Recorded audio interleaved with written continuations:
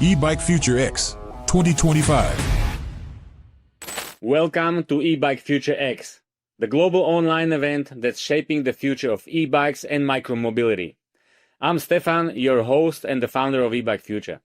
We're thrilled to bring together innovators, investors, founders, business owners, brands, and newcomers who are exploring the e-bike opportunity. Our mission is to spark bold ideas, drive innovation, and accelerate the fast-growing e-bike industry. Today's event blends a cutting-edge conference with our brand-new startup competition. Expect insight from industry leaders and rising stars to fuel your business, whether you're a seasoned pro or new to the scene. We're proud to join ViennaUP, Europe's premier startup festival, to amplify our global impact.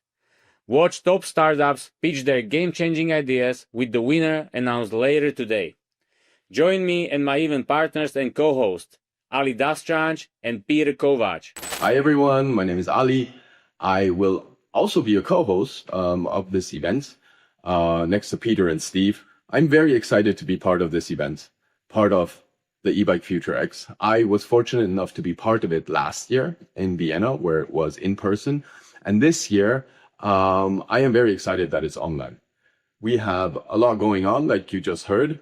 My heart lies within this industry. Back in 2013, we developed electric motors.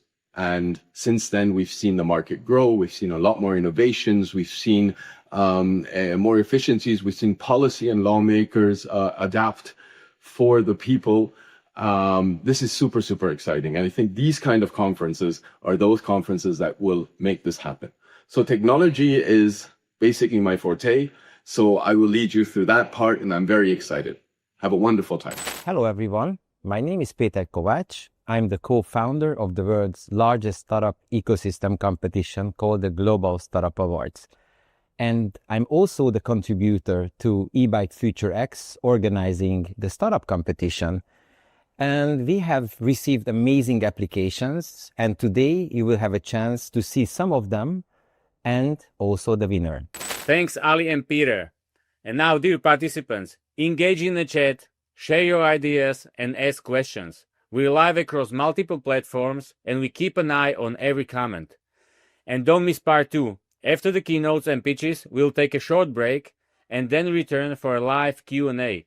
Find the link below or on our website. Get ready to be inspired and enjoy what's ahead. Let the Ebike Future X 2025 begin. Ebike Future X 2025. Stefan Simon.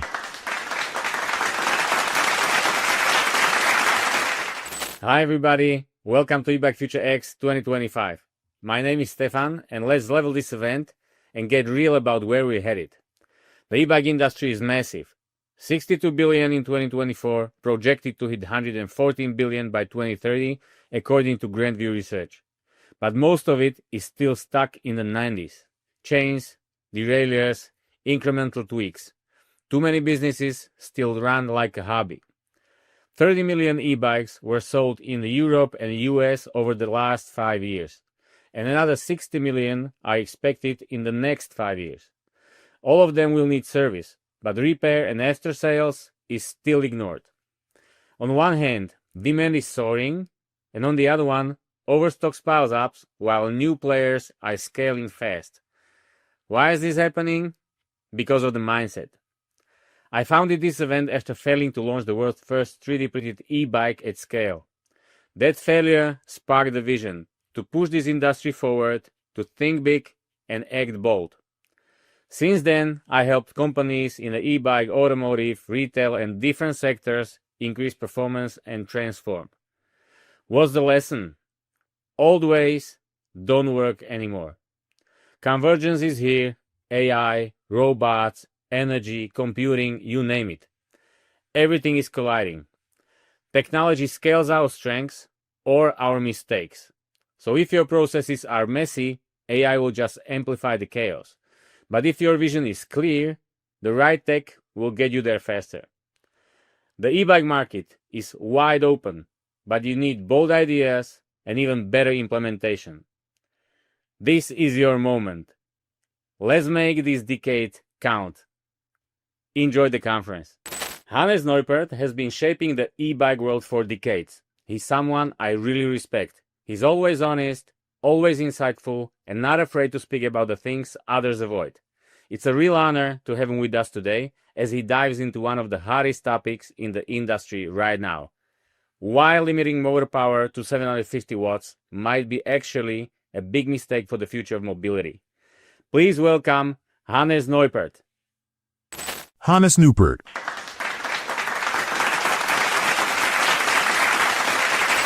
Hello, everybody. This is Hannes Neupert. I'm talking today about the potential self-destruction of the bicycle, the electric bicycle, due to the 750 watt promoted maximum power, which will exclude the elderly, the seniors. It will include people with handicaps from active mobility. And that is against the European Cycling Declaration, which says we should include everyone. And by the way, why electric bikes are so privileged today? This has a history. The cycle was defined originally in 1968 in the Vienna Convention on Road Transport. And there it says that if you have a vehicle without an engine and is solely powered by the muscular energy of the rider, it will be considered as a cycle and it will be privileged. No insurance, no driver license. It has the right to go on most paths. And that's why cycles are privileged. No age limit, up and down. If you add an electric engine or any engine, any motor, it will be considered as a motorized vehicle. And there we go. The first electric bikes, they had number plates, of course, because they are motorized vehicles. This is an electric bike from Switzerland from the 1980s. And there's one from Japan. It even had a light, lighting the number plate, like on a big motorcycle. And this has changed just because of the idea that the electric engine is not powered by a throttle. It is just assisting the muscle power and very precise. So it's just giving you a little bit backwind. And this idea was first invented by Mr. Egon Gilhard. He also filed a patent on this in 1982. And then later, Michael Kotte from Switzerland, he built the first electric bicycle, which implemented this idea. Actually, here you can see his first electric bicycle, which was the first pedelec ever on the road, to my knowledge.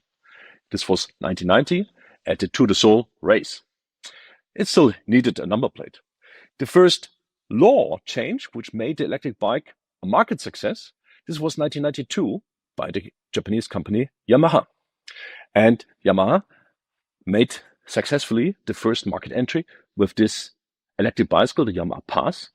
And this one from the first production run. And they sold huge quantities for that time, rather fast. The first electric bikes in Switzerland, in France, in Germany, in the 1980s, also in Japan. This was just a few hundred. And this was sold just very soon in a quantity of about 60,000. And then the market in Japan goes through the roof. Just 3 years later, about 400,000, 500,000. It just really became a big success. In Europe, we had to wait 2 more years. And this was a German company, ITG Engineering from Chopin, actually had this product, the Joker, which became the first European product legal as a cycle, only in Germany. And this was in 1994. And the type plate of this vehicle, 250 watt at a maximum speed of 25 kilometers per hour, defines the European legislation today. There's no science behind it. This is just, shit happened. And the question is, does this make sense? Today we have many electric bikes which have much, much stronger engines. And there are people who say that we should limit this power because otherwise we risk to lose the privilege that it can be ridden by anyone with any age. And I would oppose to this because it's about the cycle character. I learned this from the German insurance industry research team on accidents. And I learned there that the power itself may be even a safety feature. We should consider about the cycle character. So this means that the cycling should always be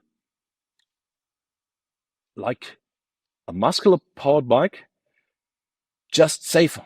So if we can manage a regulation which secures the safety of the muscular powered bike, which has some relationship between your muscular power input and your speed. But we also allow, for example, a tandem. And here you can see, for example, the Hase Pino tandem, which is offering 2 seats. And of course, you have more weight. You may have a total weight of 350 kilograms with such a vehicle when you have 2 people, luggage, and the bike itself. And of course, there you will need to go up a hill a little bit more energy to also be a safe speed, not 6 kilometers per hour, maybe 10, 12, or 15. I also learned that 15 kilometers per hour is considered as the safe speed. So that's why also the elderly people, riders like 4-wheel scooters, they can go 15 and they don't need insurance plan. Because up to 15 kilometers per hour, everything is considered as kind of safe. It's a safe speed. Usually when you crash with 15, you just hurt your skin a little bit, but you have no broken bones or any serious injury. Above 15, it's considered as potentially dangerous. So that's why the proposal, the counter proposal to this limitation discussion is that we only limit the acceleration up to 15 and have any assist ratio. So just light pedaling would be enough to go 15, just moving your legs. And after 15 to N speed, it would be equal to a cycle, a light cycle, which is a super effective subject on a flat road, so that the electric engine just compensates the additional weight, for example, for a bike like this lovely machine, which is for 2 people. It's by the company Hoka. And actually, it allows to go together. Maybe grandchildren can pick up their grandparent and have fun with them, riding around, doing some shopping, going to the museum and whatever. Pick someone up from the train station. As well as we have cycles like the Mobea cargo bike, which have 4 wheels and which allow to be extremely productive. And many other bikes come along which have capabilities like carrying like your 2 children. This long-tail construction. We have to consider that the cycle can do much more, but the 750 watt power limit will close this door of innovation. So we should look for solutions, technical solutions, how we can define a cycle that it keeps the character of the cycle, but it allows a fountain in innovations. And therefore, it's necessary to really consider innovative legislation and follow the knowledge of the accident experts who understand what is dangerous. It's dangerous to have too little power so that you cannot go fast enough up a hill. So let's say 0 to 15 kilometers per hour. You just move your legs, that's good enough. And we limit only the acceleration. So we guarantee a safe situation in any case. The other subject is that above 15 kilometers to N speed, we just simulate a light efficient cycle. This means that we compensate with the electronics the max speed which is reached and the acceleration according to the muscular input. So if you're a very sporty rider and you could go with your bicycle 40 or 50, you could also go with a pedelec, but only if you're that strong and sporty. This is how nature defines a cycle. So the key is that we just ensure also against the insurance industry that we find the technical solutions. And this is not at all any magic, which ensure that the cycle, the electric cycle, is similar safe or safer than a mechanical bicycle. It could be safer because of the fact that with electric power on the bike, we can apply easy also subjects like ABS, ESP, we can have all-wheel drive, we can have steering aid, and many, many more things, as well as we can define a maximum speed of that vehicle, which is also enforced by the electrical braking assistant, which is especially important like for super heavy bikes, where several senior citizens may be sitting on, that you don't go too fast downhill, because downhill we don't have speed limit.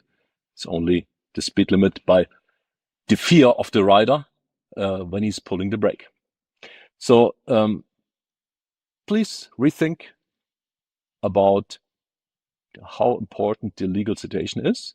Let's make sure that we keep the bicycle. Ebike Future X 2025. Jakub Dietrich knows the e-bike world inside out, from building e-bikes and charging systems to pushing for smarter standards across Europe and beyond. He's always focused on what really moves urban mobility forward. Today he's here to tackle a big question many have been asking. Why don't we have universal e-bike charging yet, and when we will? Let's hear from Jakub Dietrich. Jakub Dietrich.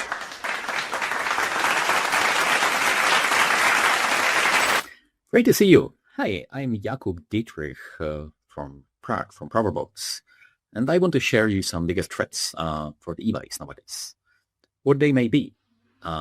It may be the motor performance. You may notice that most of the brands, also the producers for e-bikes today, they declare the real motor performance 700, 800 watts, not really to 250, which is mentioned in the e-bike standard.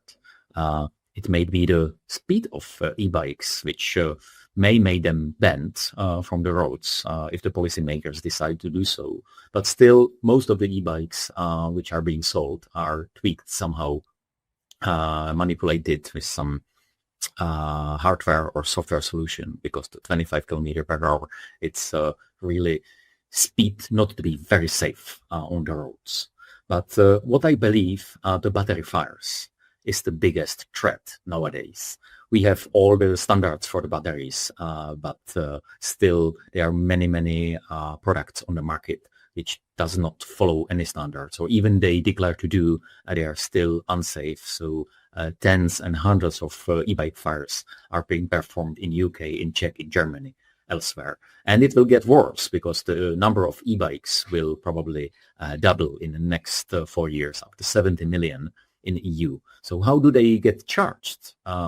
Generally by the charger, but we don't have any unified and safe solution for the e-bike charging. We do have it for the phones, for the laptops, we have it for the cars via AC, via DC charging for the Type 2, as you can see here. But we have over 40 different connectors for the e-bikes. So what to do?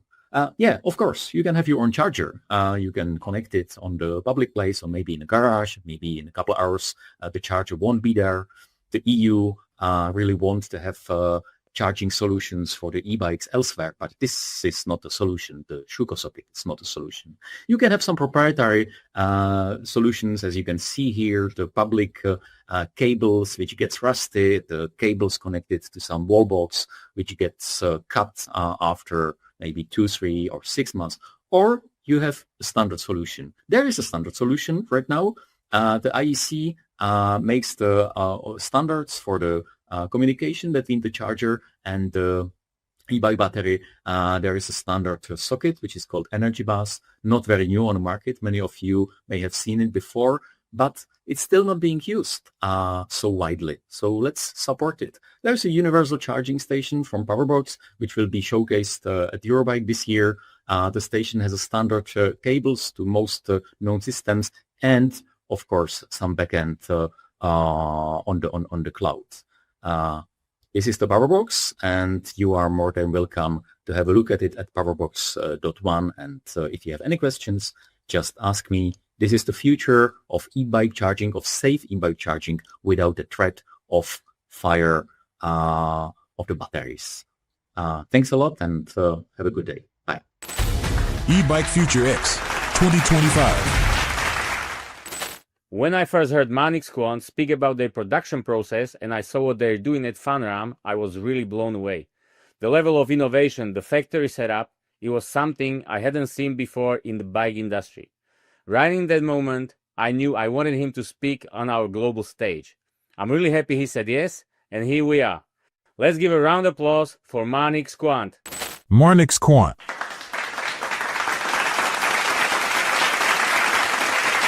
Hello, this is Marnix Quant von ViennaUP, and I want to present you today how we produce in Europe new bikes for a new target audience, and we call it the next cargo bike. Who is ViennaUP? ViennaUP is market leader in innovative, premium, adaptive bicycles with a history from more than 110 years. The headquarters is in the Netherlands, and we are a multiple award market leader in this kind of bikes. It's a family business with a history of more than 100 years, and we have 2 production locations in Europe, one in the Netherlands and one in Poland, and we produce in a very innovative and sustainable way. How do we produce that? We do the design ourselves. We do the production of the frames ourselves. We do the blasting and the powder coating ourselves. We have even developed our own spoking machines. We test the bikes with 3D laser scan machines. We collect the parts very automated. We do the assembly and the final inspections. Why do we believe that our bikes are very interesting? Because of the market development that there is right now. We see an aging population.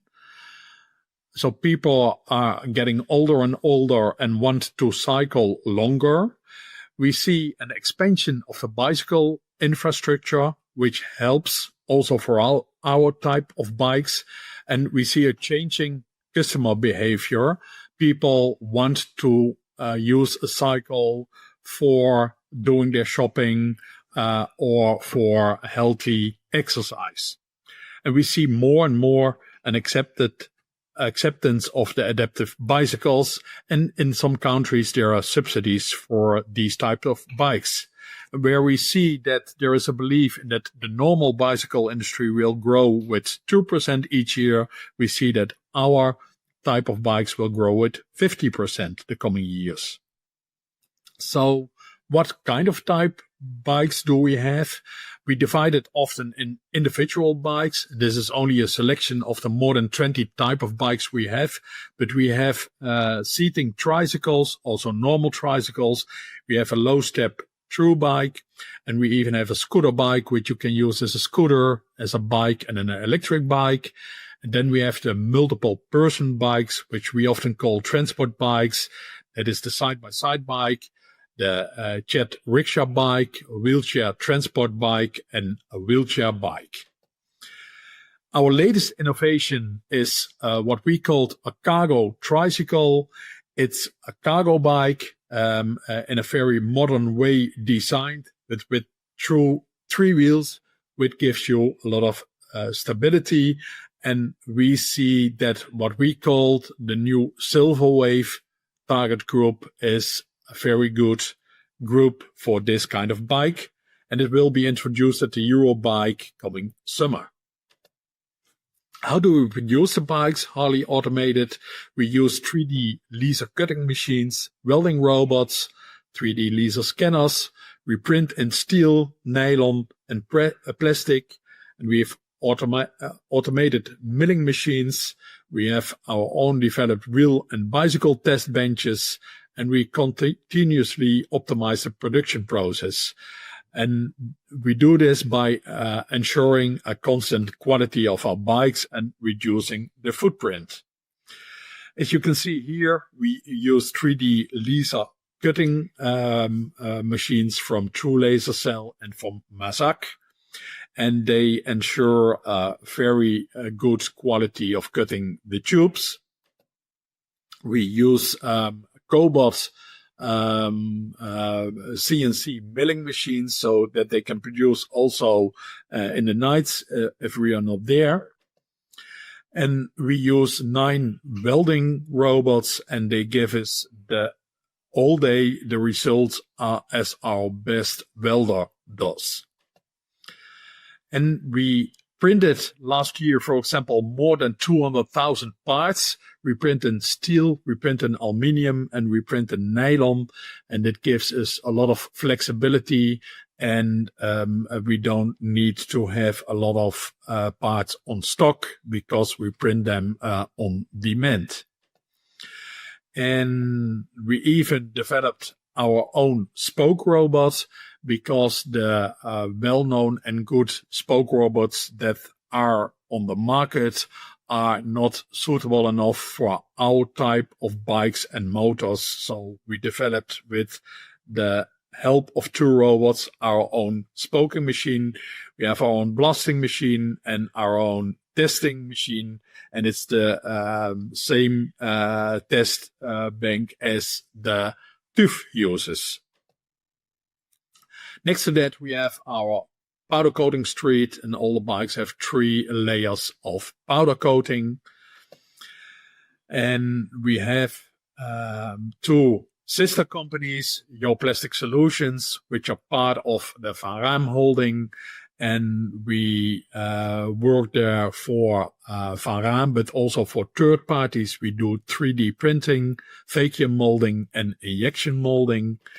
And that's also the case with Your CNC Solutions. We do their lathe and milling work also for Van Raam, but also for other companies and also for other bike companies.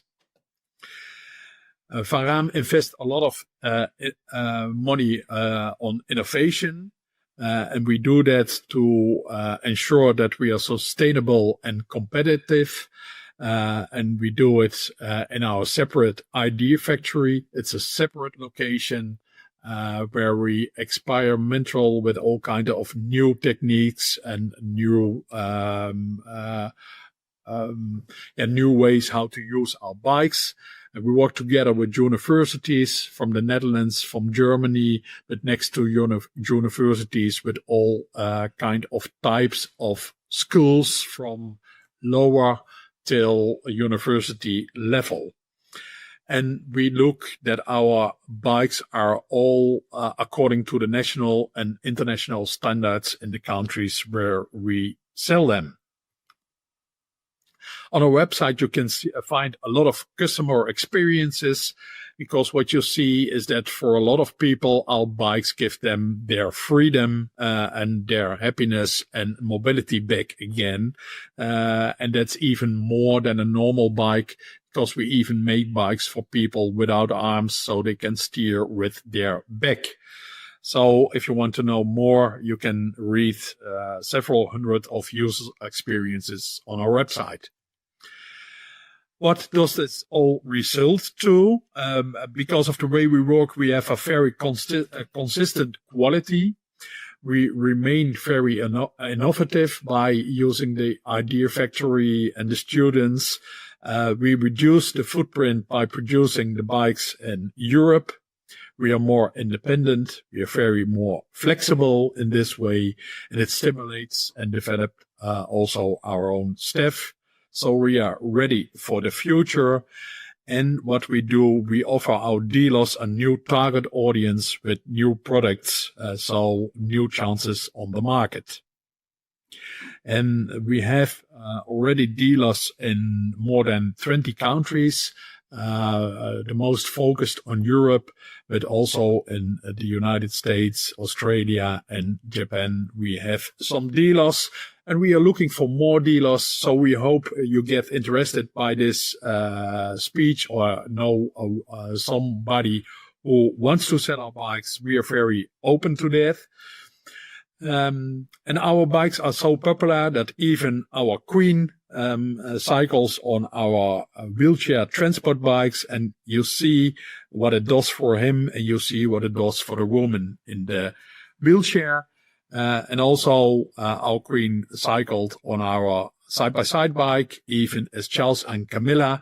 And what's a nice detail is that for the UK, the steering is on the right, and for the rest of Europe, he's on the left. That's a very easy thing for us to realize. If you want to learn more about Van Raam, look at our website or our social media channels, or reach out to me or one of my colleagues, and we want to inform you about the possibilities of the Van Raam bikes. So thank you for your attention, and hopefully we will see each other in the future. Ebike Future X 2025. So, I think it's time to introduce the next guest. Again, as a reminder, please do use the chat and ask your questions. So our next guest, I'm very honored to introduce him to you. He's an FDI advisor, not FBI. We have not brought in the FDI yet. He's an FDI, foreign direct investment advisor, for the Austrian Business Agency. Basically, your door to expand your business, grow your business over international borders. So I'm very happy to introduce him to you. I'm sure we will learn a lot from Matthäus Schweisgut. Very welcome. Matthäus Schweisgut.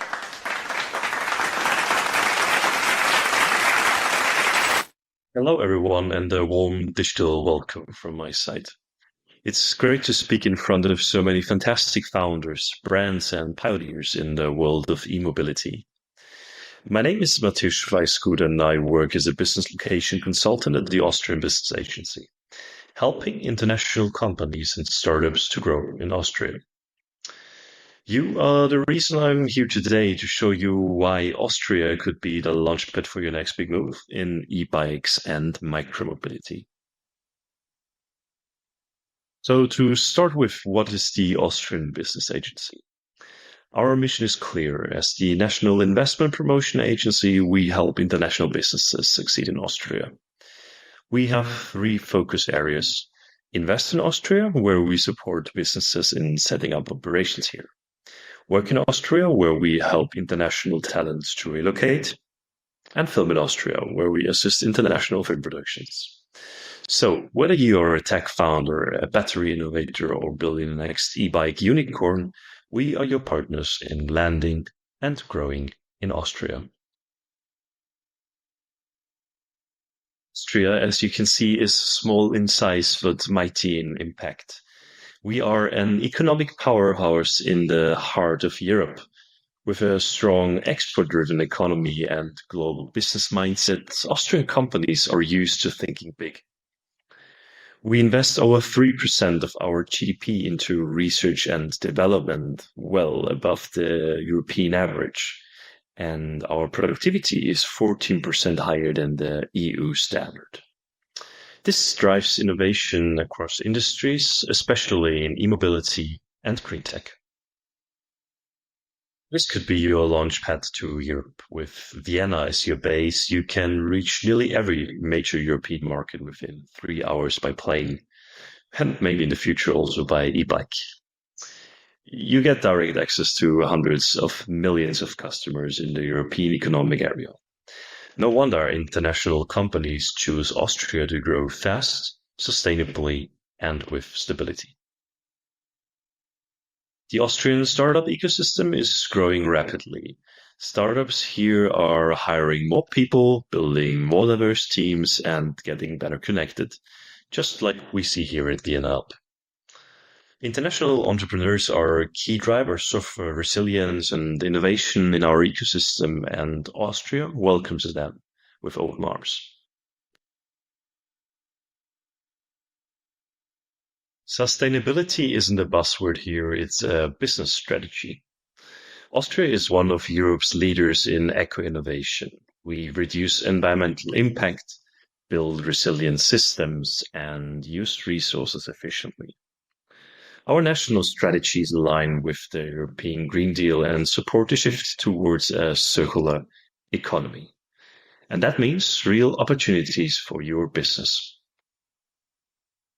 You can see this commitment in our startup landscape. Over 150 green tech startups across Austria are working on breakthrough technologies to fight climate change.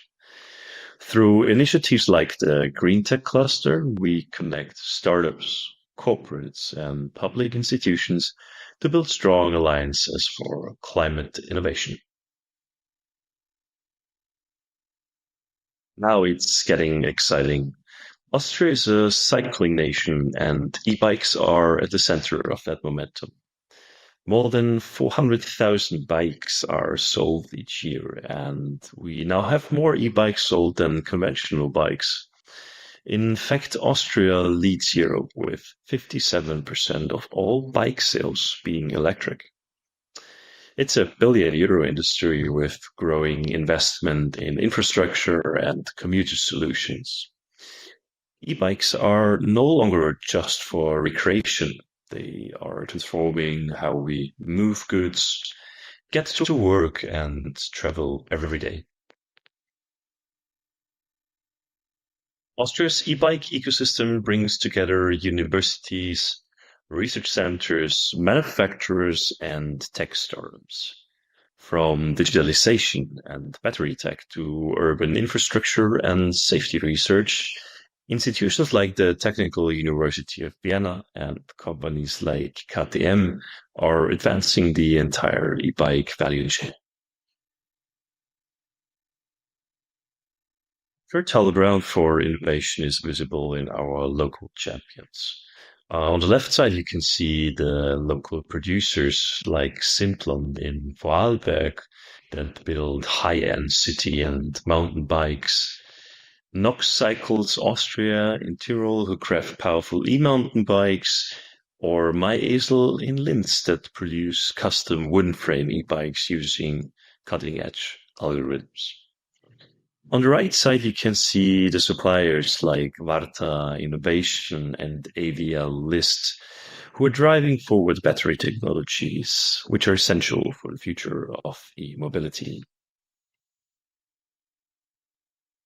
Our research infrastructure is decentralized but highly connected.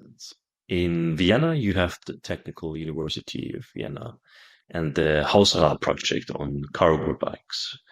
In Salzburg, the university and Salzburg Research focus on digital cycling infrastructure and smart mobility. When we look at Lower Austria, there is the ISTA, who develop green battery technology. And in Styria, the Silicon Austria labs lead a project like the BATS to Share to optimize battery lifespan and sharing.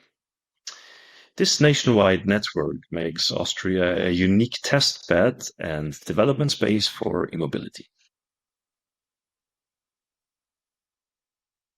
Well, a strong ecosystem needs strong people, and Austria has a rich pool of tech talent with a dual apprenticeship system for hands-on expertise, or world-class universities and research institutions, as we have seen on the previous slide, and an international environment that supports global hiring.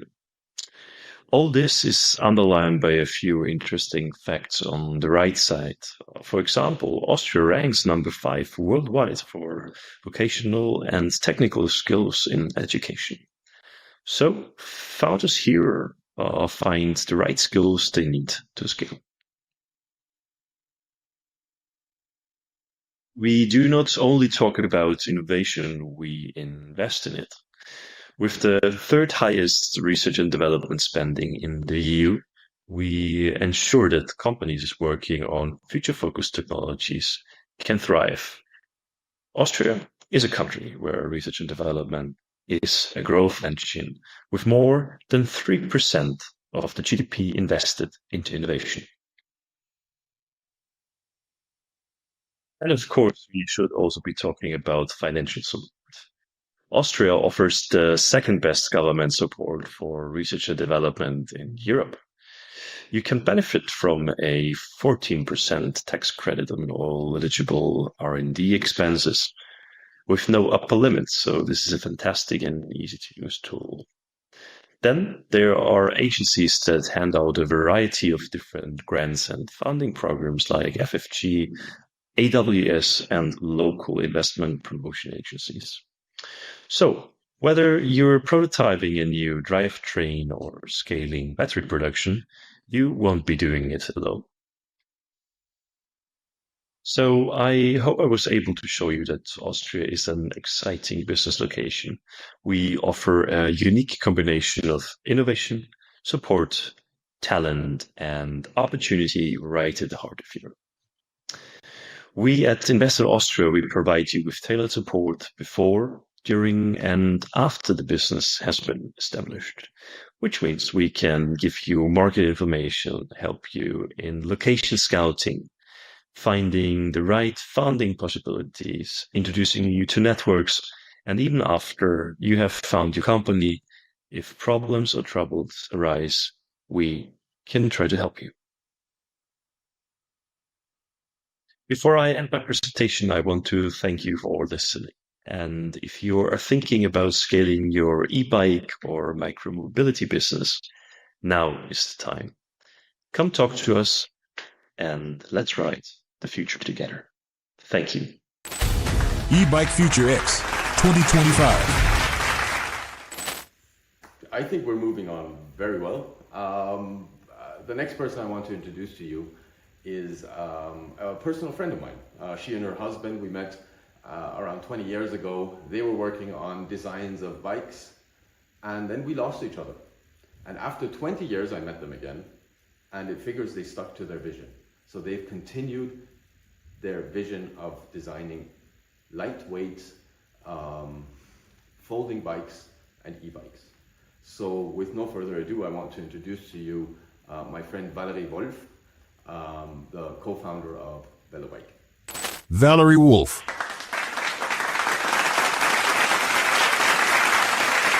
Hi, I'm Valerie, the co-founder of VeloBike. Super happy to be here at the conference, and I will give a presentation about the future unfolded compact mobility for expanded cities.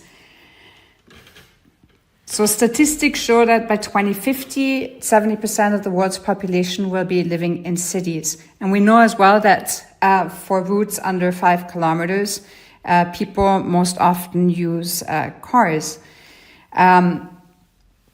If we would shift 10% of those short trips that are less than 5 kilometers to cycling, we can reduce emission in cities by 5 to 8%.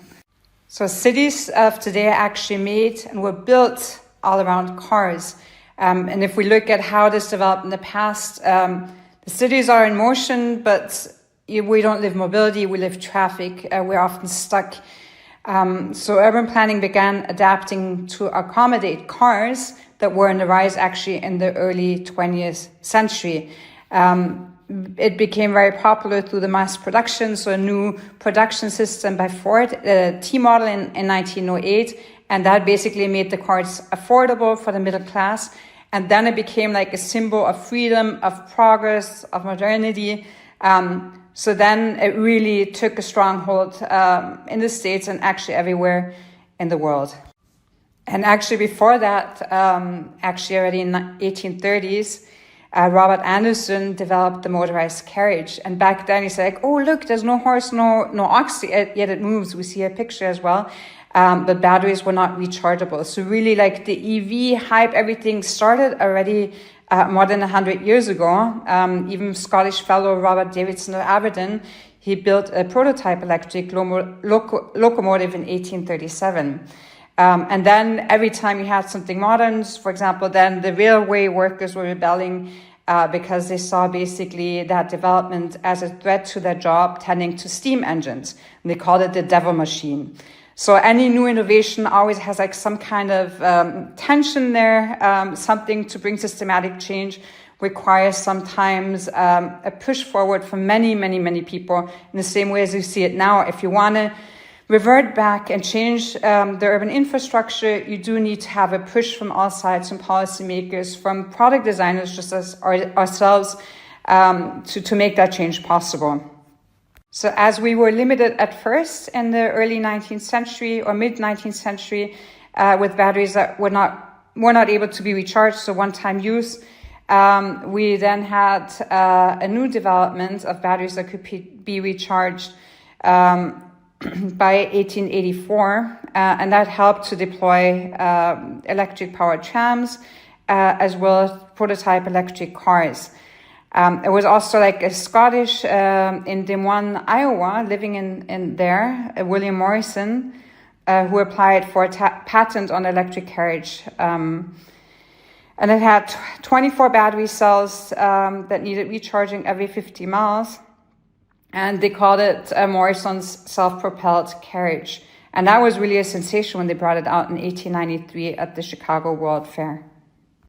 So the Electrobat, as it was called, belonged to the first commercially viable electric vehicles. And it was a rear steer carriage using 1.1 kilowatt motors to move 25 miles at top. And they won back then a series of 5-mile sprint races, even against gasoline automobiles in 1896. But still, EVs did not make it. The gasoline-powered vehicles did win the race back then in the long term. One of the main reasons was the battery limitations that came along with the electric vehicles. They had very limited range. The batteries were heavy, bulky, and slow to charge. There was no charging infrastructure as well. At the same time, gasoline got cheap and was made available everywhere. You had oil discoveries, amongst other, in Texas, and massive refinery build-outs. So gasoline also spread very far. Combined basically with the mass production of Ford's Model T, and the gasoline cars just improved rapidly in power and reliability. So the crank starts were replaced with electric starters by 1912 that removed a major usable advantage of the e-cars. And another point which I find really interesting as well, in the way like electric vehicles were marketed at the beginning of the 20th century, it was often just marketed to urban upper class women for short local trips, and it had kind of more of a niche appeal, but really like maybe perhaps as well like the wrong marketing. So here, if we go to our next slide, we see that because of these factors behind it, there came also a massive push in the policy infrastructure investments. After World War II, the U.S. interstate highway system was built. Then you had the promotion of suburban expansion. You have cheap land, car ownership. So that was the golden 50s. And they were all connected by highways and not by public transport. Here, talking about public transport, I'd just like to mention the Great American Streetcar Scandal that refers to a series of actions that were taken primarily in the 1930s and 1940s by a group of companies led by General Motors to really dismantle electric streetcar systems in the U.S. cities and to replace them with buses that were really in the interest of GM itself that were manufacturing it. And that was a major turning point in shaping car-centric urban design in the USA. If we go here to our next slide, we'd see the corporate influence over the years, really built up over 100 years. The lobby from the automotive, oil, and construction industry, they just lobbied heavily in car-centric development. So here I would make my point that over the past years, cities have become optimized for traffic speed and not for human experiences. There have been neglect of human scale design in cities, focusing mostly on cars, that led to wider roads, fewer sidewalks, less greenery, more noise, and And basically everyone else who wanted to share the space, the public space we had, such as pedestrian cyclists and public transit users, they just became secondary to the urban design thinking back in the days. So the next slide would see as well, the reversing the car-centric legacy, what we can all do. And here again, I'd like to emphasize how we can all and need to be part of that. So there are really good concepts around it. The 15-minute cities, everything you need, utilities you require from work to schools, to where you live should be reachable within 15 minutes. To have the urban space also as an experience, not just as a drive-through way as well. We know even if like we living like the shopping areas and as such can bring about a lot of positive changes to cities. So we need to look at how can we make infrastructure more bike-friendly. How can we experience cities the way we had maybe 150 years ago, but with a modern touch to it, still allowing for us to move ahead efficiently in cities with smart products. And this is where we have started. If we go to the next slide, we were looking at designing space-saving and smart mobility products that you can use in cities, and looking at some of the issues that you had when we embarked on our journey with VeloBike. It's like, why are not more people using folding bikes? And the reason when we started research is like, well, they were not very rider friendly. The riding performance was not that good. They felt wobbly. The electric models were heavy, and of course there was a lot of range anxiety, as we also know with the electric vehicles and cars from 100 years ago. And people are afraid to get stuck with the electric bikes and they're too heavy somewhere. So we created then one of the lightest electric folding bikes on the market, with around 13 kilos for the electric version, with the unique regeneration capacity using kinetic energy recovery system and the battery. And it also rides really, really well. So here on our next slide, we see another product we did. And here again, we looked at really functional products for the urban space. One of them, of course, is like for commuters, a folding bike, or to keep your bike safe from theft, take it inside, store it, put it under your table. And the same was for cargo bikes. Like, people did not buy more cargo bikes, although they have a huge benefit and advantage for people if you transport two kids, a lot of groceries, that they were too heavy, there was not enough space to put them somewhere, or they were afraid of buying something expensive, a cargo electric bike, and not being able to put it somewhere. So here we created the lightest cargo electric bike on the market with the VeloSUP. We have it in chromoly steel and titanium that you can make really, really small as well, while at the same time being able to transfer 210 kilos. I'm here if you have any questions. I'd be glad to answer them. You see my information here in the last slide. Just feel free to reach out to me. Cheers. Okay, so are you guys ready to talk tech? We have a great guest. All the way from Poland, even though it's online. We have Mr. Bartek Czerwiński. I'm sure you guys have heard about the VIN number, the vehicle identification number. And they are working and have put their effort into the BIN number. That's a bicycle identification number. And I don't want to say any more, because we have on stage a tech leader in this industry, and I am sure he will, tell us a bit more. Have fun. Bartek Czerwiński.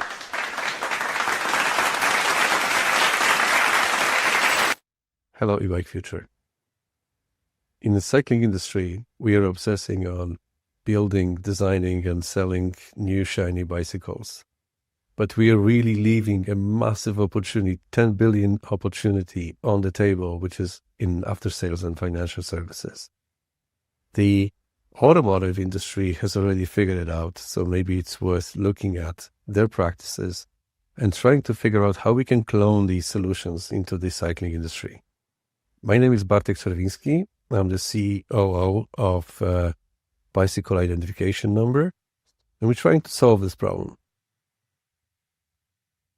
So, in the 90s, the car manufacturers have figured out that it really doesn't pay anymore to be pushing metal.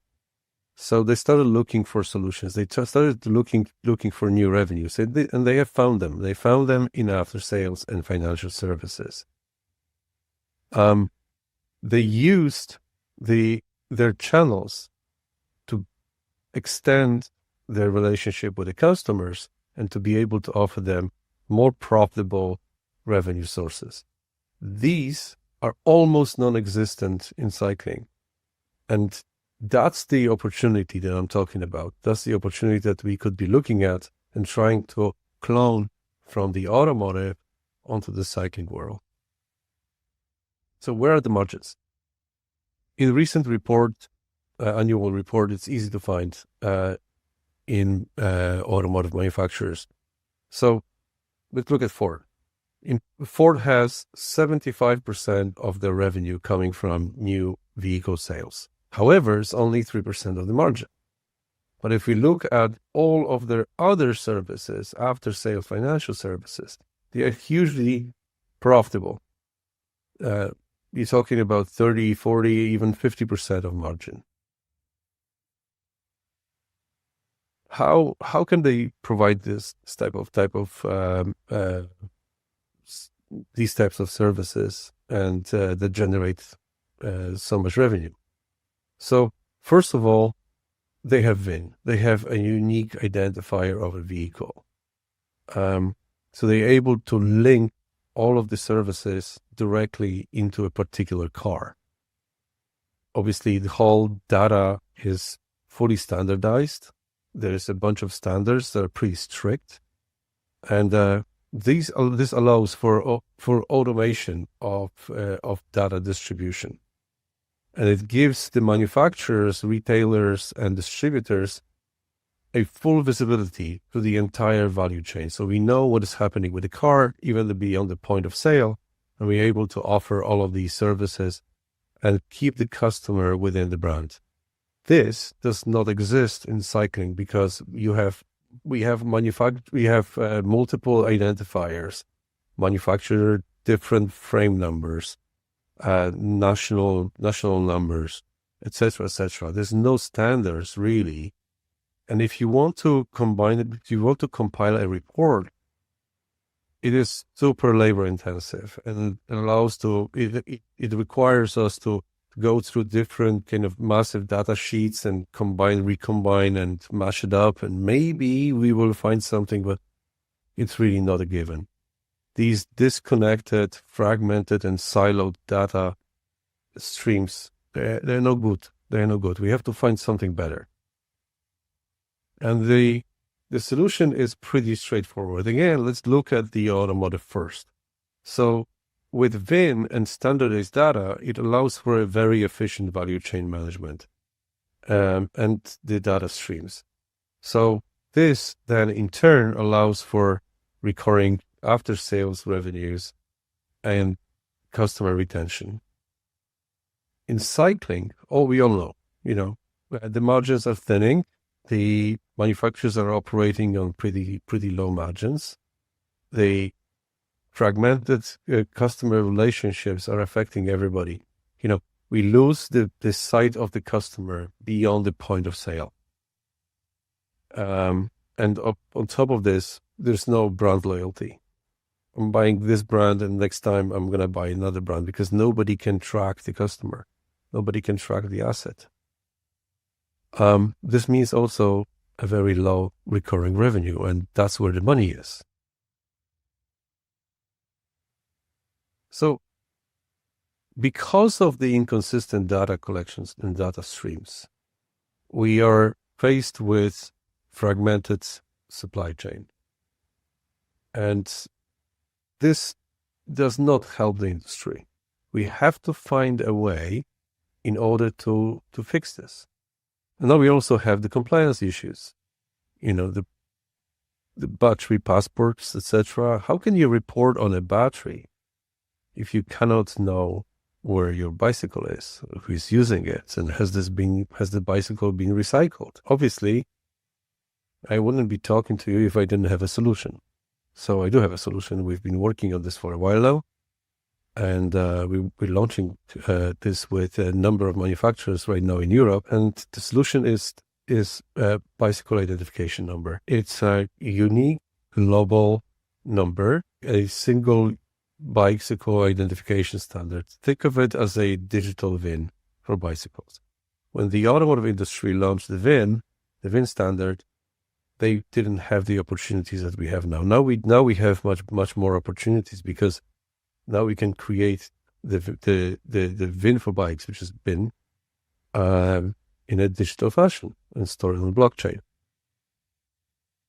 So what is BIN? BIN is a 24-character code, which is generated using our algorithm, and it's stored securely on the blockchain. And it does not only collect the bicycle information, apart from the components and where the bike was made, etc., etc. We are also able to store ownership information. We are also able to store the events, such as, leasing application of insurance, service, when the bicycle was stolen, maybe, when it was recovered, and then when it is recycled. So all of this information goes into our cloud, and is being stored there securely. How can we provide this? So we spent 2 years in the lab, and we developed the only NFC and RFID tags that work on bicycle frames. How they work? They are super thin. They work on metal. Obviously, there's still bikes that are metal, not only carbon. They are high temperature resistant. So when the bicycle frame goes into the oven for the finishing, they don't get destroyed. This is extremely big problem technically. They also can be painted on, giving an extra layer of security. And, we tested them in both R&D and factory environments, and they're super tough, super durable, and they stick to the frames. Along with the tag, you would get the BIN card. The BIN card is your digital proof of ownership that you can put into your drawer somewhere in your desk. And when you're selling the bike, or in case unfortunately your bicycle gets stolen, that's when you can use it. There's plenty of bicycles already on the market. That's why we launched the individual BIN kits. They can be applied at the point of sale. There's a high margin on them, so we are inviting retailers to have a chat with us and to distribute them. They are allowing the manufacturers to keep an eye on the asset that they have already lost their sight on. The bicycle that was already sold, we don't know the customer. Now we can get together again. This unique bicycle identification allows for new recurring after-sales revenues for manufacturers, but also for retailers. You can apply now extended warranties. We can sell service plans with the bikes. And we know that this service plan applies to this particular bicycle. We can also make the distribution of parts and accessories and bicycle customization even post-sale more efficient. We can apply captive finance. We can provide captive insurance, and we can provide subscriptions. Subscriptions in cars are a great source of revenue for the manufacturers and for the retailers. And also, they're a segue to the brand. So try and use the bicycle for 2 months or a month, get familiar with it, and then you can buy it. In cars, 46% of subscriptions turn into a leasing. What else? We can provide bicycle upgrades. If we are able to track the bicycle and their owner, we are able to trade in the bike. So, for example, after 3 years of ownership, we can reach out to the customer and say, "Hey, we have a surprise for you. We can buy back your bicycle, and we can put you on a new one." Moreover, we can provide digital warranties that are written into the BIN cloud, and we can manage recalls much better, much more efficiently. And this all leads into customer retention. As I said, you can record all of the events into the BIN cloud from the manufacturing in the factory. As the bicycle goes to the production line, we are able to track it. We're able to tell how much time it spent in this section, and when it was produced. And then when it goes into distribution in the warehouse, again, we're still tracking it. It's a fully visible value chain. At the point of retail, we can apply services. Everything is visible and transparent. Then we can apply finance. We can record all the service visits. Everything stays in the bin cloud, recorded against the bin. And then when the bicycle gets sold on the second-hand market, again, the transition of ownership is much easier now, and we are reducing the gray market here. And then when it comes to recycling, how can you report on a battery? How can you report on the frame how it was recycled? There you go. It's also recorded on the blockchain. So I see this as three legs of industry data standardization. First one is obviously, as I said, the unique asset identification. Then we have the data exchange standards. So the data exchange standards in the automotive, they are extremely powerful, like the STAR network.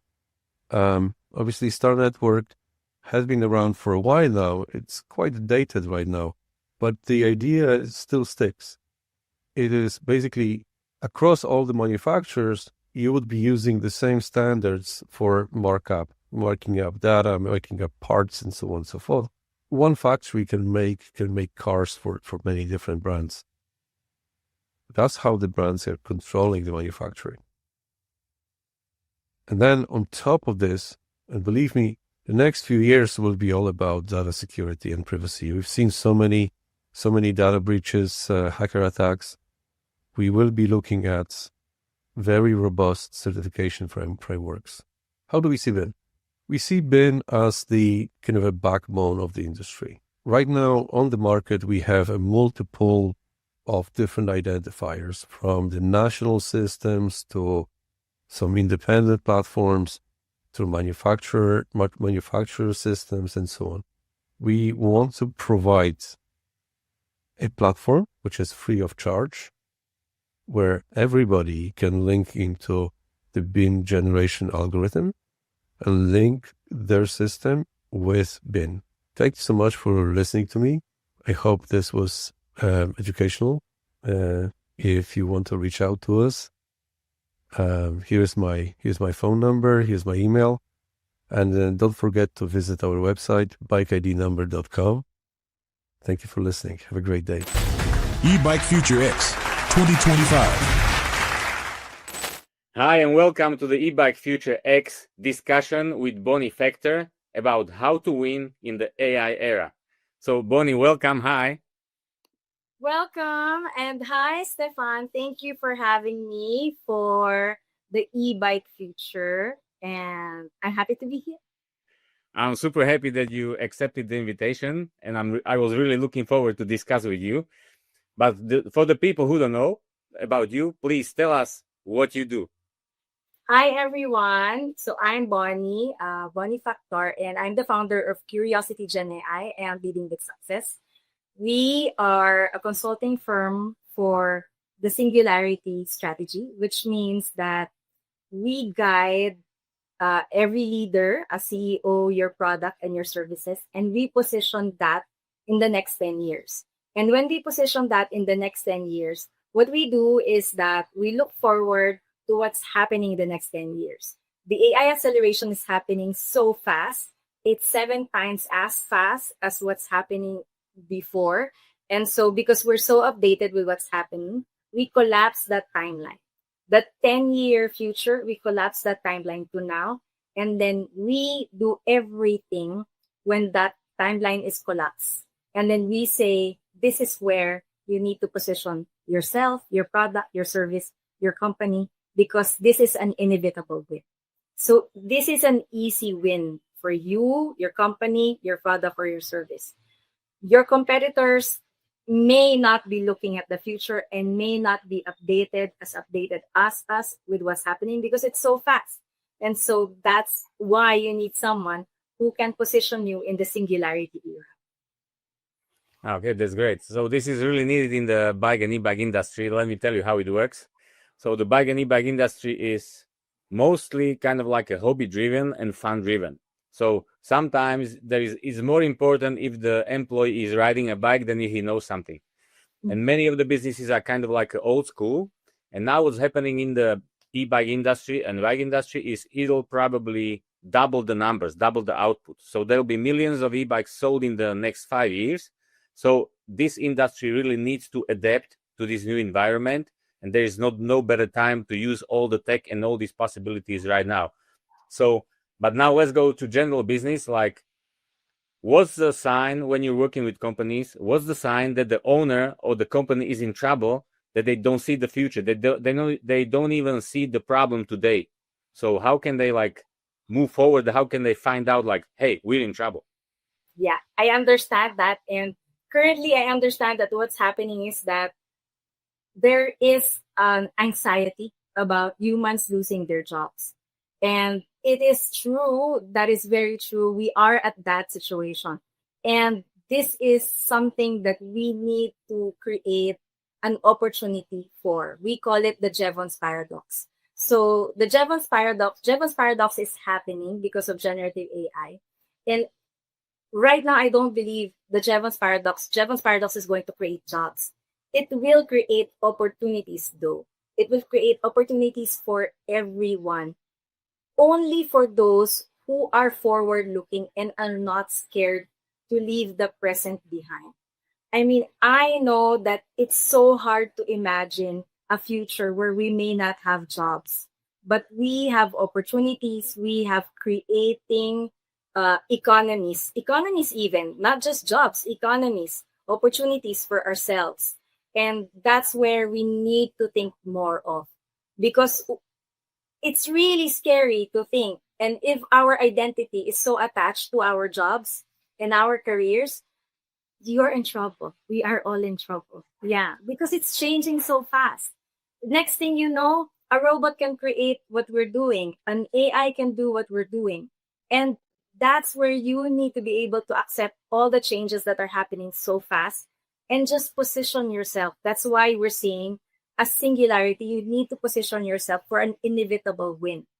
There are things that are going to happen and they are inevitable, and you are just going to position yourself, and it's an easy win. You just have to find where that is for you. And that's the part where it's tricky, because you have to be updated with what's happening and then have a forecast of what's going to happen in the next 10 years.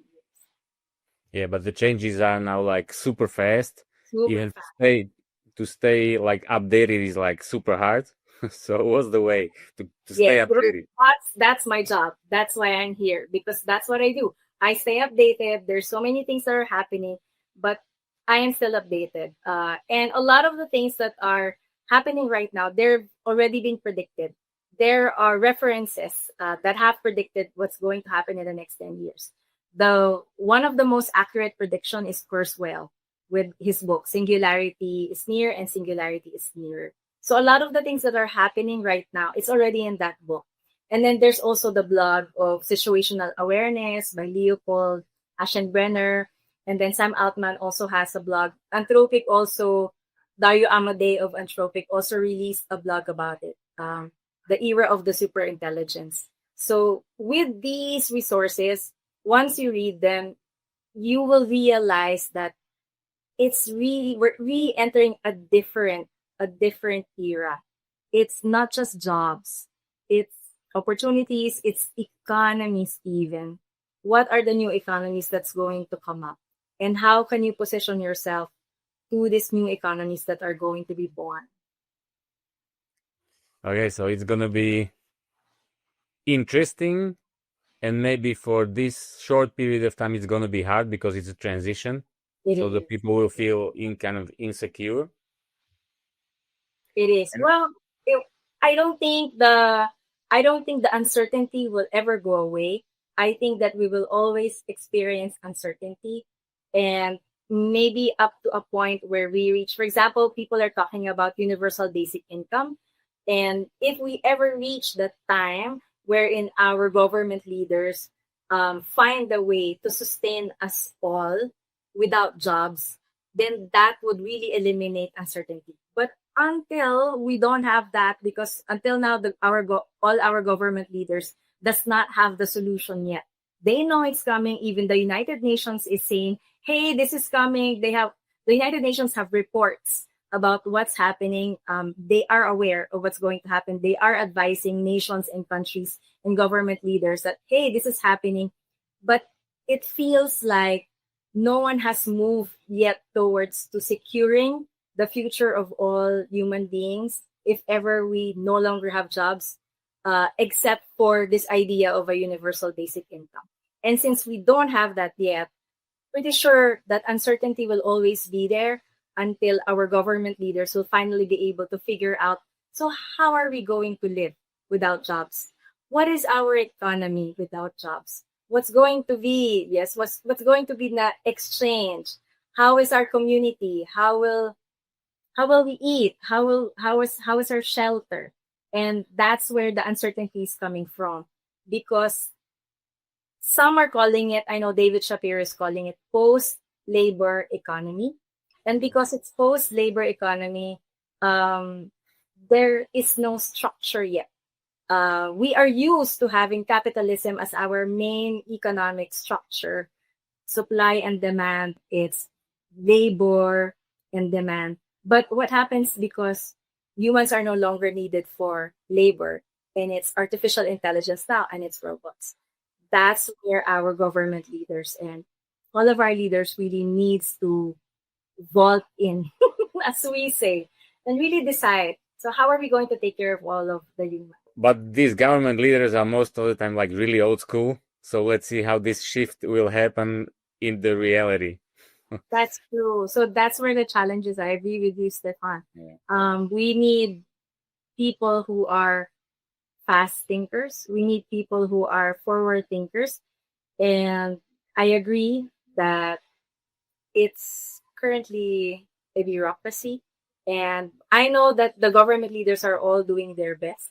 And maybe they need you, Stefan, or they need the 1% who are updated in artificial intelligence to be able to map out a plan. Because, it's to be able to take away the uncertainty for all human beings and to be able to present a clear plan for how it's going to happen. We'll certainly have a clear vision. And clarity is kind for all human beings when that happens. Yeah, okay. Let's go to another topic. Most of the people right now use AI like a tool. I ask something at ChatGPT, whatever. But you're talking about systems. So tell us how it works. So what happens when we create real systems with AI? Agree. So a lot of people use AI currently as a tool. So what they do is they check on workflow, processes. We're currently on the AI agent era, which means that whatever workflow or processes you have, then you are just going to create a process workflow and then you automate it via an AI agent. Let's take it a bit further. And when I say let's take it a bit further, we're thinking about 10 years ahead with the singularity era. And singularity means man and machine will merge. And this means, I'm talking to Stefan about it earlier, that this is the first time. This is the first time in the history of mankind that all of the knowledge is in our fingertips. All of the knowledge is on demand. There is super intelligence, almost super intelligence right now, that is at our fingertips. And because we have this currently, then we can break down a lot of the things, a lot of the constraints, a lot of the resources we need, down to first principles thinking. What does that mean? A lot of the rules in this world, you can now question everything and break it down to, but does it defy the laws of physics? Because if it defies the laws of physics, that's the only thing that's impossible to happen. But if it's not, there are a lot of things that are impossible before that can happen and is possible now because of generative AI. Because we have all of this information and we can simulate now. We can simulate faster. We can simulate cheaper, right? And you can, when you simulate, you can actually check, will this strategy fail? Will this process fail?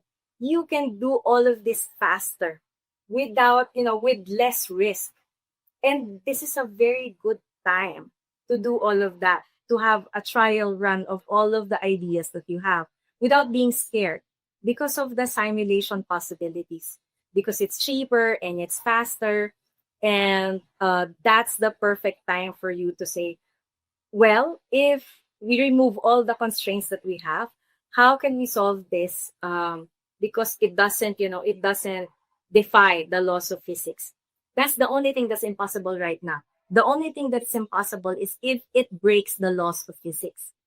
But if it doesn't break the laws of physics, then you can probably think of a solution to your problem.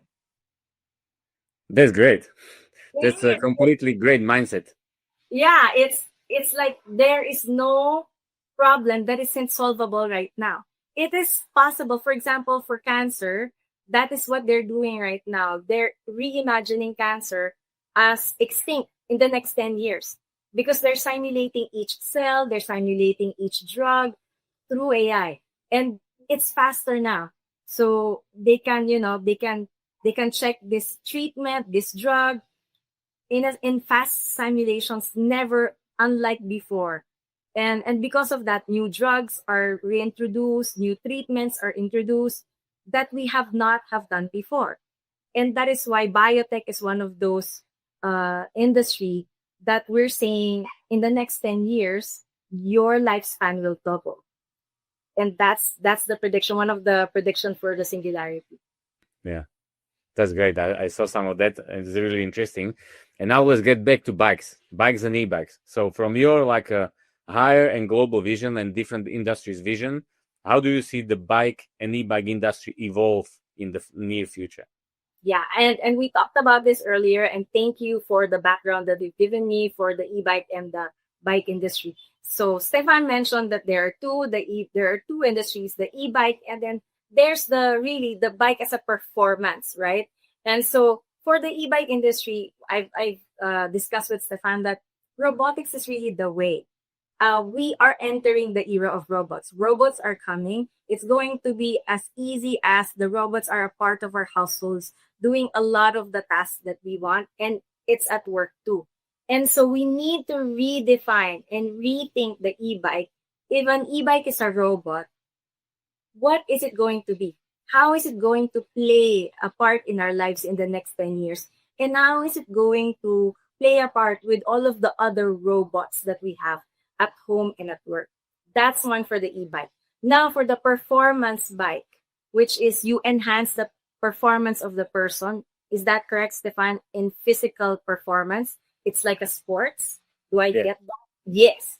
And with that, you are now going to think, it would be amazing if I have a bike that would measure everything that I am doing in the bike. We don't have that currently. Currently, we have the watches. We have the Apple Watch. We have Garmin that measures everything. But, why can't I, when I handle the bike, it measures everything, my VO2 max, everything, the kilometers, etc. And I don't even need a Garmin or my Apple Watch. What if it's already in the bike? That's just one possibility. There's so much more possibility that can happen. For example, we're using bike as a performance for medical tests, correct? For cardio. And what if a performance bike can also do that real time? So these are things that you can innovate with a performance bike. There's so much of that you can do because there's so much measurement in the longevity space that uses workouts, that uses performance bike like this as the physical sports in a way that humans and machine can merge. So if we remember the singularity is humans and machine will merge, how are we going to merge with a performance bike? Not the physical merge, but maybe in the future it is a physical merge. But if we're going to, just the virtual merge, how are we going to do that? Aside from what I've already mentioned, there's so much more possibilities. That's just the on top of my head. Yeah. I love this. Man and machine merge, physically or virtually, and this is a really important topic to all the bike and e-bike business owners, how to create this right now or as fast as possible with these new possibilities. That's fantastic. Thank you. And now let's go to something like specific for the guys or the owners who are running their companies right now. So what can they do right now or this week to kind of move ahead and get more ready for the future or move forward to the future?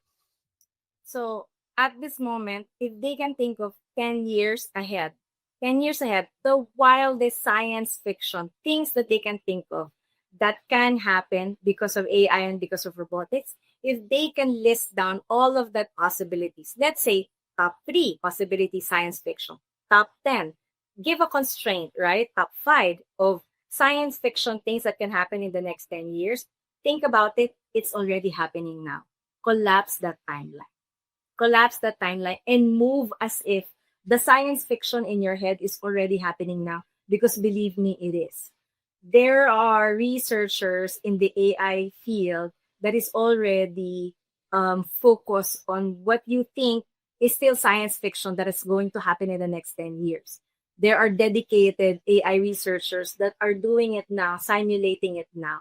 And if there's none, if you find out that there's none, that's an opportunity for you to collapse that timeline. So that is really it. All the science fiction, the wild science fiction in our heads that's going to happen in the next 10 years, forget about the next 10 years. I'm sure it's happening now because it's so fast. I'm sure someone is already doing it. That's how fast it is. I mean, if I read the AI updates right now, I am blown away that this is already happening right now. And 99% of the people around the world are not aware that it's already happening. So it's that fast. It's that fast that whatever wild science fiction you can think of, collapse that timeline. It's not 10 years. It's definitely happening now. Okay, great. Thank you so much.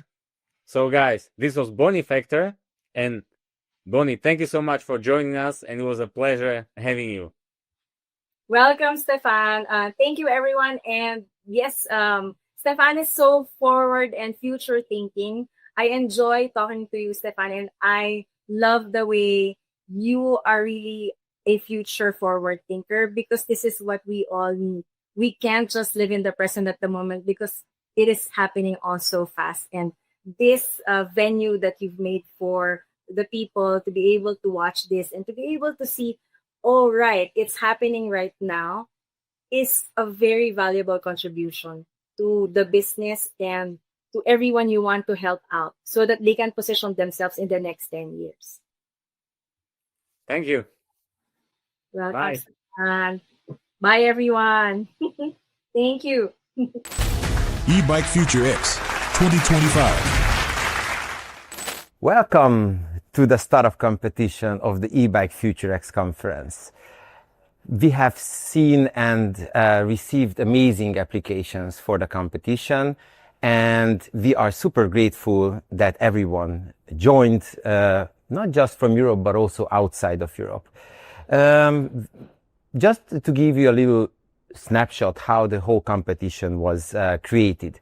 So we created a 2-layered competition. First, we accepted applicants in actually broadly from the micromobility sector.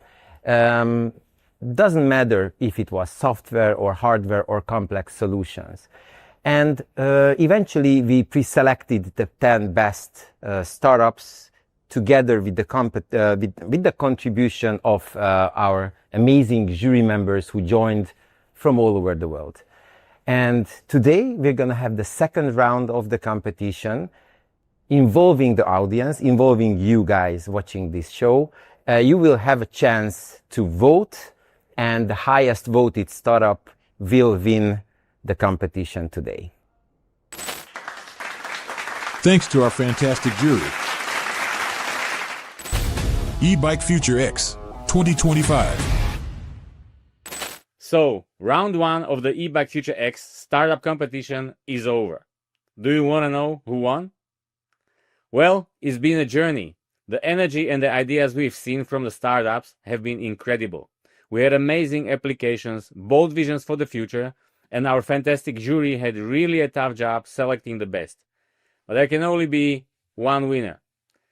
And this year, the E-Bike Future X Startup Competition Award goes to Ratio X. Huge congratulations to Simon and your team. Simon, the stage is yours.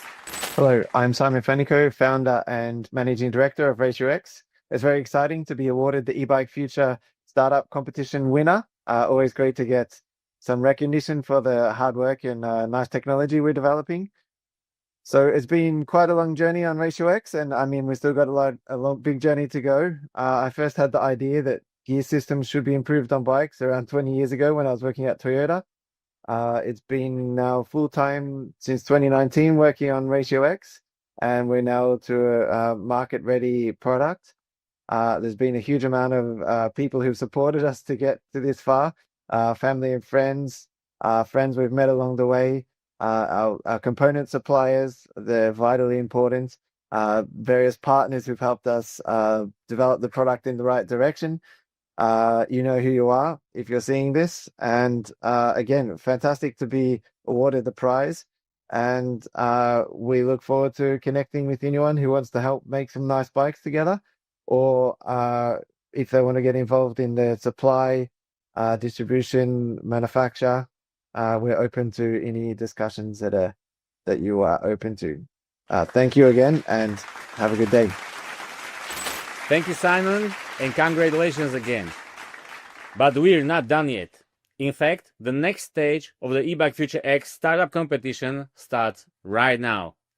Welcome to round 2, where you, the audience, get to decide who stands out. We're about to play the 10 startup pitches, each offering their own vision for the future of mobility. Watch closely, take notes, and most importantly, vote for your favorite startup right after the pitches. Let's get started. 8pins is an Austrian company. We develop and produce our seat posts here in Enns in Upper Austria. We have our own CNC production facility and our own assembly, and we have really achieved it here in Europe to reintroduce certain technologies in order to manufacture telescopic seat posts. My name is Andreas Heimberger. I'm the managing director at 8pins. We really saw the potential to create a revolutionary new telescopic seat post. Unlike normal telescopic seat posts where you insert a tube into another tube, the 8pin seat post is using the seat tube of the frame as a housing. That means we only have one tube, and that means we get a very cool integrated look. We get a lot of seat post travel, a wide range of adjustment. We realized that lowering the seat post makes absolute sense in traffic. We thought about installing a telescopic seat post in a cargo bike. And the advantage is that when stopping at an intersection, you can place both feet on the ground, providing a safe and comfortable stand at the intersection. When cycling, you should ride at your correct extension height. This means you should be able to fully extend your leg. If that's not the case, it causes physiological problems. Cycling might not be as enjoyable in the long run. Another major advantage of the 8pin seat post is that it is very flexible and can be adjusted very quickly. This means that a cargo bike is often used by the whole family, and then you have to adjust the saddle height to the respective driver. Adjusting the saddle height on an 8pin seat post is almost as easy as adjusting the car seat in the car. We have a lever that allows us to easily adjust the seat post height, and the big advantage is that the rider always gets the individual maximum travel for their body size. I am still a really passionate biker, and I really enjoy riding an 8pin seat post because its haptics is truly amazing. It's an absolute performance part, and it's fun to use and hit the trail every time.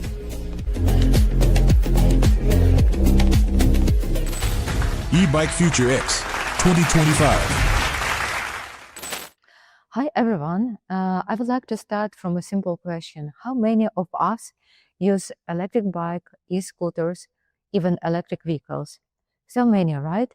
And actually the electric transport is going to be more popular. And actually I personally use the electric bike, and I'm really happy with this solution because that is much faster than regular classic e-bikes. But this solution still has own limitation.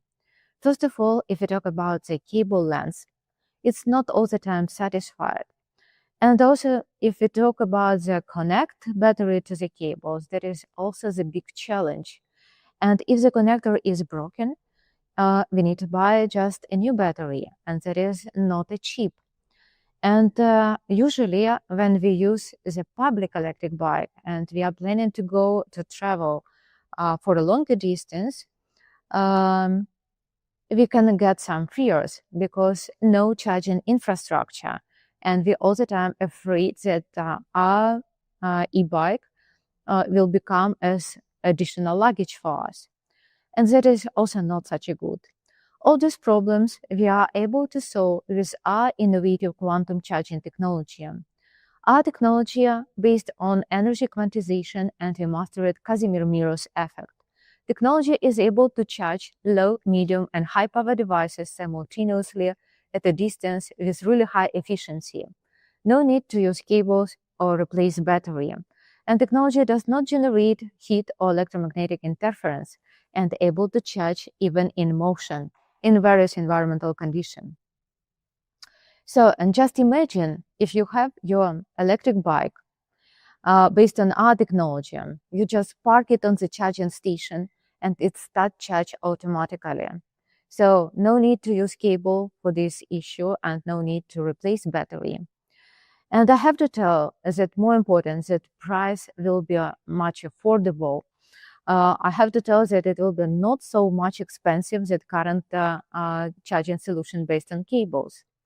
And if you are a manufacturer of the electric bike, e-scooters, or even electric vehicles, and you want to bring more valuable solution for the end users and to have more competitive position on the market, you definitely can use quantum charging technology.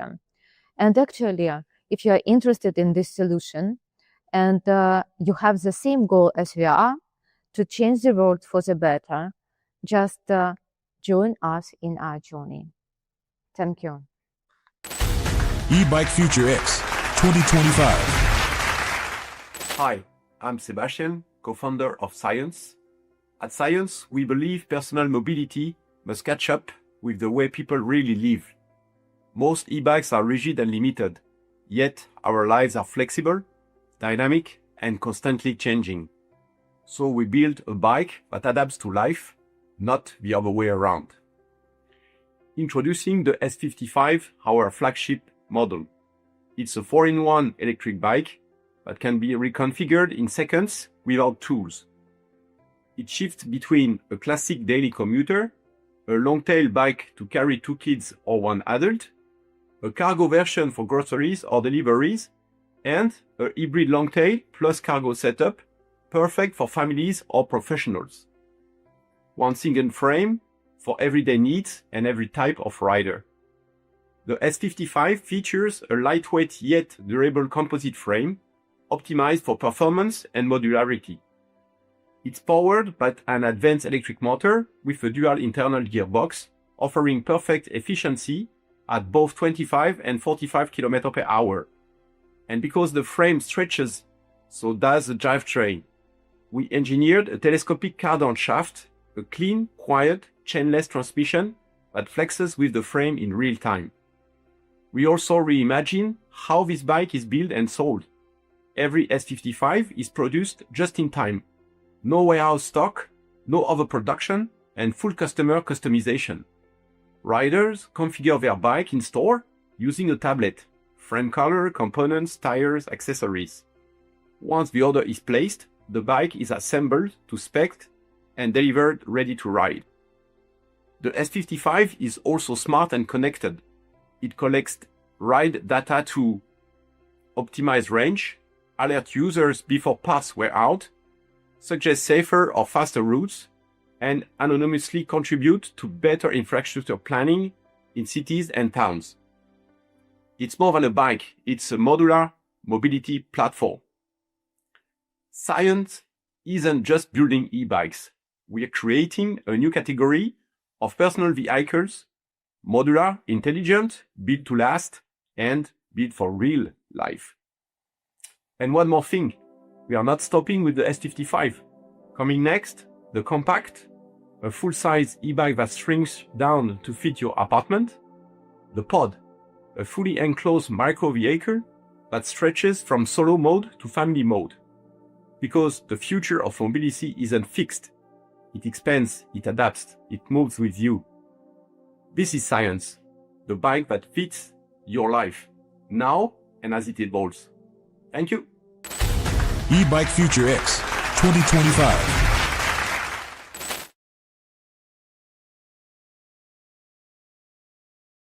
Hi, this is Baron from RoadSense. Happy to be in this challenge.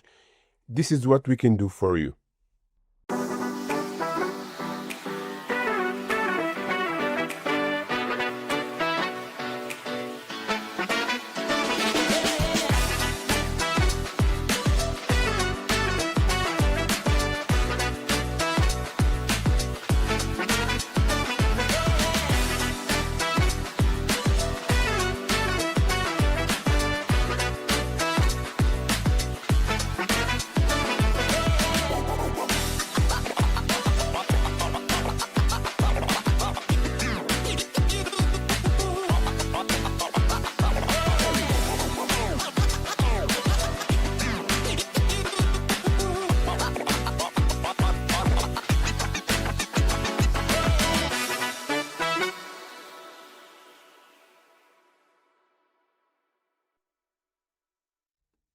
Now that you saw what we are doing, this is how the sensor looks like. All it needs is power. On the current infrastructure, you don't have to invest in new infrastructure in order to adopt this solution. It's scalable, it fits any corner of the world, any bicycle lanes, e-scooters. We will classify the information for you. We will gather insights and deep analytics for you to handle the bicycle lane as it should. Thank you very much. Ebike Future X 2025. Hi, I'm Remy Kuti, the founder of Urban Shield. We're tackling a major blind spot in shared mobility: the lack of clean, trustable helmet infrastructure. Operators have moved helmets because of hygiene risks. Riders don't trust shared helmets. Cities can't enforce helmets without the right tools.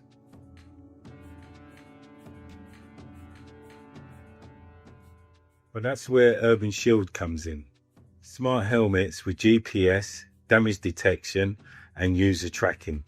Sanitization pods which keeps the helmet clean, safe in the fields. And what better than a seamless integration into operators' platforms, with no extra friction for users. We don't sell helmets, we provide an infrastructure as a service. No upfront hardware costs, built for trials and ready to scale. Right now, we're finalising our prototype with top-tier helmets and sensor partners, preparing to roll out pilots across the UK and Europe, and working with regulators, TfL, to shape the future of micromobility. We are raising 250,000, which we are SEIS approved. Pre-seed round. Bring this system to life at scale. Urban Shield makes driver protection simple, visible and scalable. Exactly what cities and operators need to build trust and adoption. Thanks for listening. I'm Remy.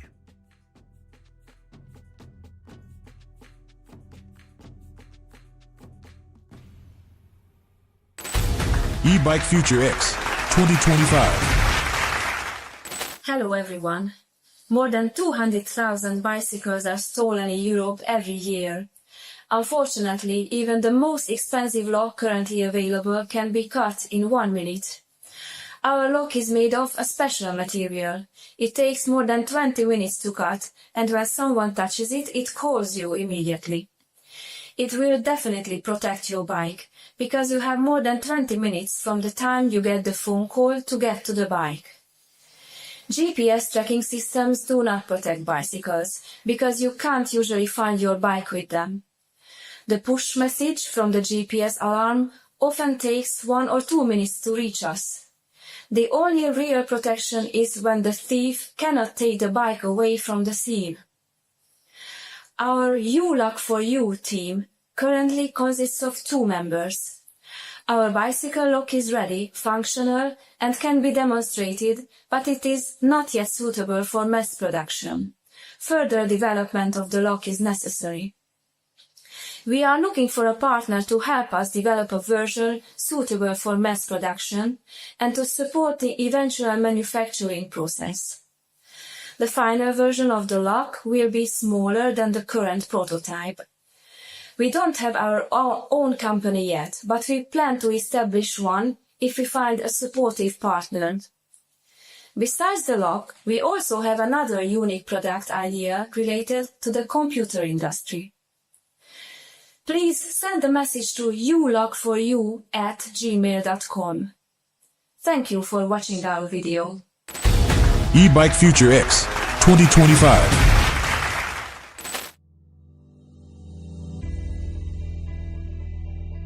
Hello, I'm Tim Grootjans, founder and CEO of ZED. We build sustainable urban mobility solutions, from licensing our award-winning e-bike designs to powering AI platform that deliver real-time traffic analytics and predictive insights to cities. After talking with commuters and city planners, we kept hearing the same story. Short-term bike share programs generate excitement but leave bikes piled on sidewalks and riders stranded when none are available. Meanwhile, congestion worsens, air quality declines, and public transit struggles to meet demand.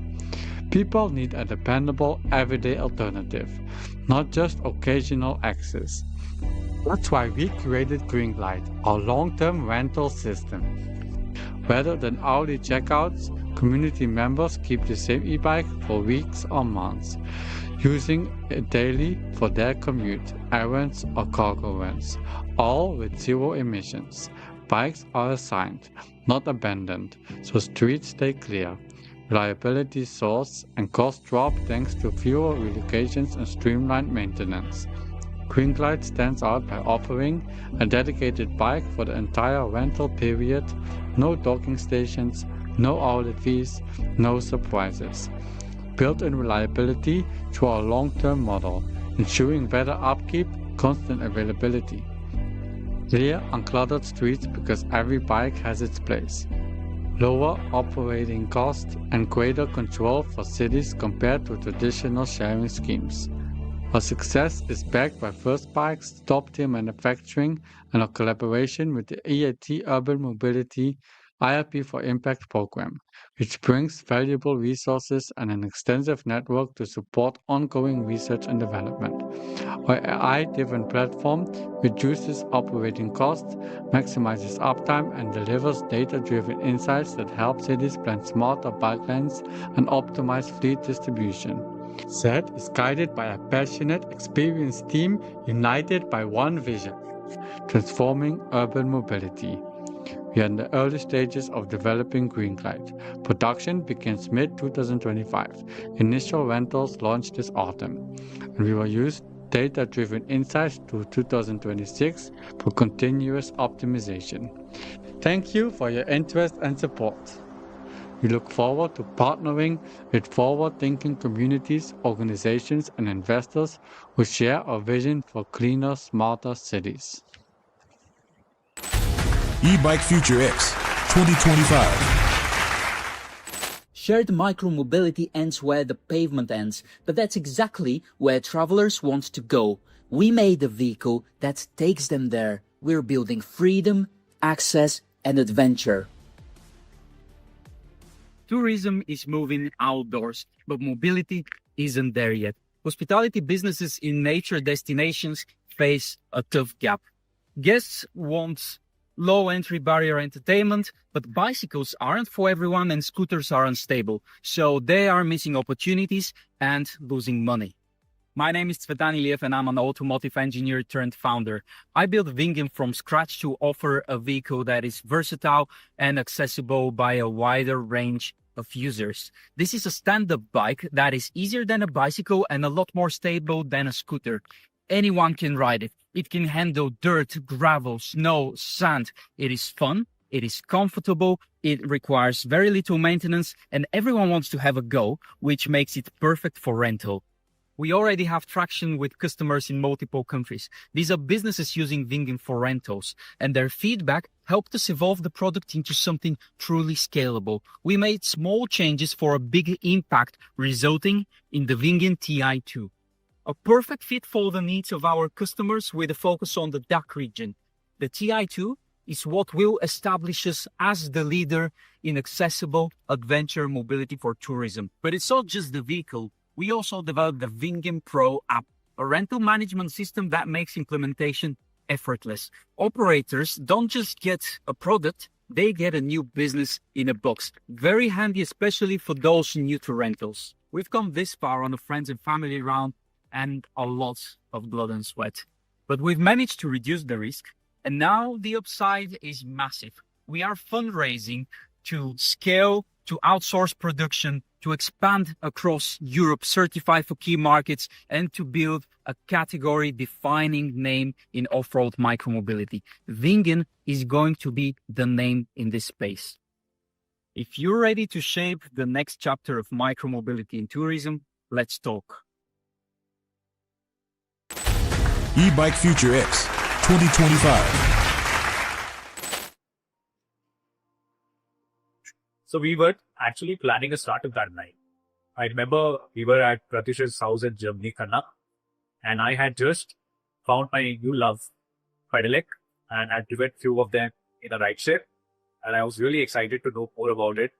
At that point of time, I was working with Mr. Hannes Neupert, who is an LED expert, and we also participated in several standardization activities.